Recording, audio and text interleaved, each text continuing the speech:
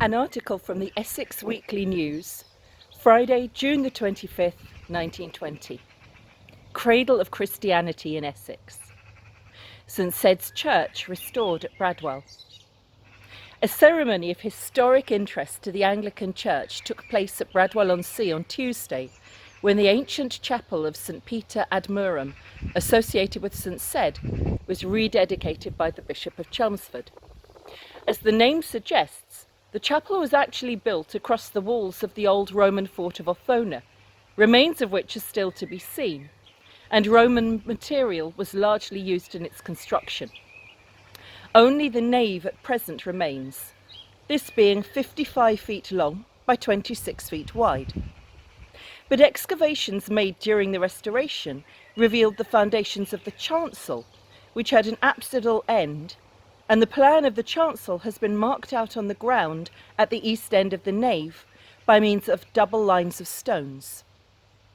In the present wall forming the east end of the building, which was originally the site of the chancel arch, there are remains of the very early Christian practice of building a screen of masonry between the chancel and the nave in arches.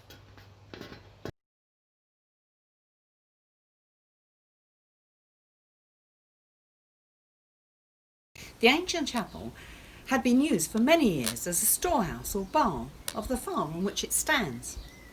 Happily, soon after the creation of the See of Chelmsford, through the generosity of the family of Mr. Chris Parker, the owner of the site, the little chapel with some land around it was transferred to a body of trustees. These comprise the Bishop of Chelmsford, the Rector of Bradwell, Mr. Chris Parker and Mr. Oxley Parker, and care has been taken to ensure that St Peter's will be preserved for sacred use for all time. The work of restoration has been carefully carried out. Mr. Piers of HM Office of Works, Ancient Monuments Department, was consulted and presented an exhaustive report. The walls have been repaired. An entrance made in the south wall for the use of wagons, when the place was used as a barn, has been filled in. And the original entrance of the west end, where there was formerly a porch, again brought into use. A door of plain oak, in conformity with the character of the building, gives access to the chapel, and windows in plain oak frames with lead lights have been provided. The roof, which originally consisted very probably of rushes or thatch, is tiled, and the interior timbers remain exposed. The floor is hard earth, with the exception that a tiny sanctuary at the east end has been constructed of thin Essex bricks. Mr. Wickham Chancellor, who has taken great interest in the work of the restoration, designed the altar, made quite plainly of oak, which came from Chelmsford Cathedral. This and the altar cross being the gift of Canon Lake. Canon Sanders gave a chalice, flagon and paten for use at the communion office.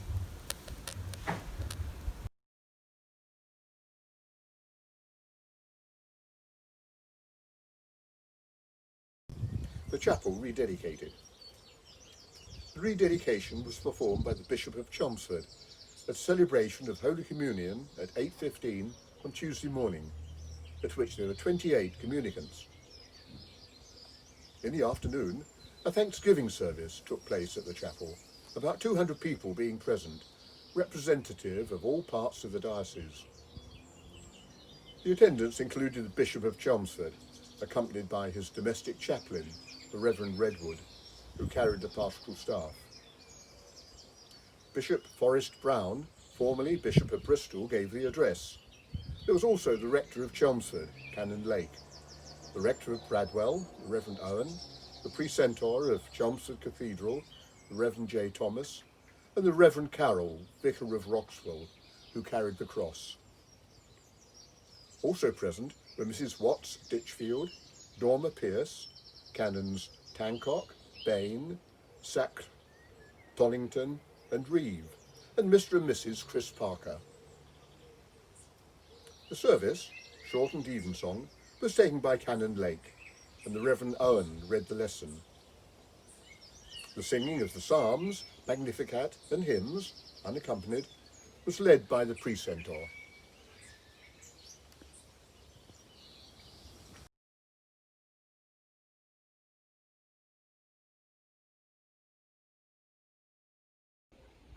Bishop Brown's address. As there was not sufficient seating accommodation in the chapel for all the congregation, Bishop Brown's address was given out of doors at the East End on the site of the original chancel. Here, with the congregation grouped around him, some standing and some sitting, with fields of waving corn on either side, and facing the North Sea across St. Peter's Sands, the distinguished prelate, who is the foremost authority on Christianity under the Saxons, told again the story of the historic spot and all that it means in relation to the coming of Christianity in Essex. Concluding, the bishop said, "We are met together this day in an ancient building whose stones witness the life and labour of Cedd here.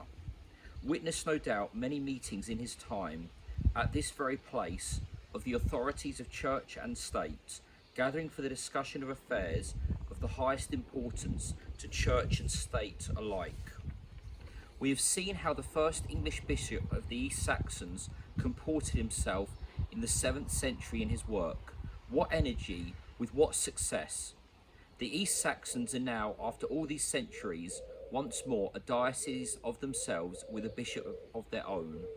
I am sure that your prayer is that future generations will have cause to record thankfully when they tell you of our historic meeting here today, how this 20th century mission was conducted with like energy, with like success." Subsequently, the Te Deum was sung, with the bishops and clergy grouped in front of the altar as an act of praise, and the Bishop of Chelmsford gave the blessing. A collection for the Restoration Fund amounted to £11 and 9 shillings.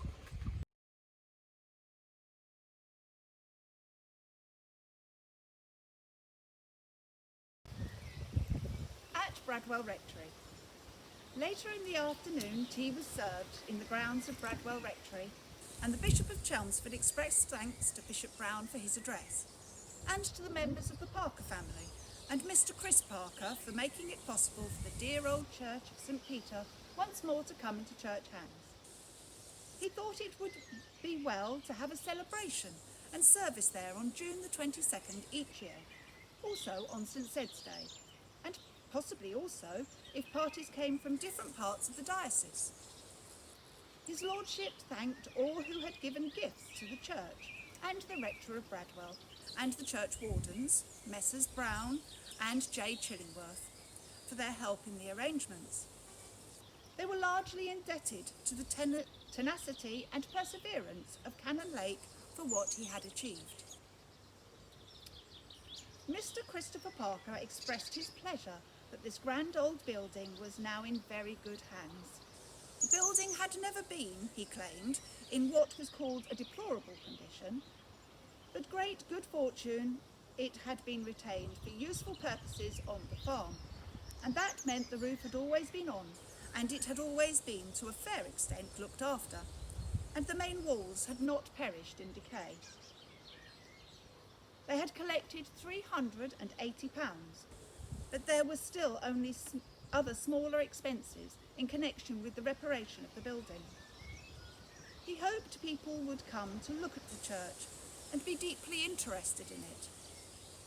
Many residents of Bradwell had been very helpful, including his tenant, Mr. James Brown, and he was deeply sorry that Mr. Clement Parker, to whom the chairs and other things were due, was unable to be present.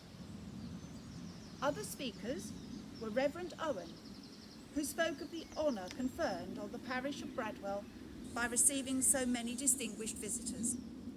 Canon Lake described the work they had completed that day as a venture of faith, and Bishop Stevens said it gave him great pleasure to be present both from the church and an archaeological point of view.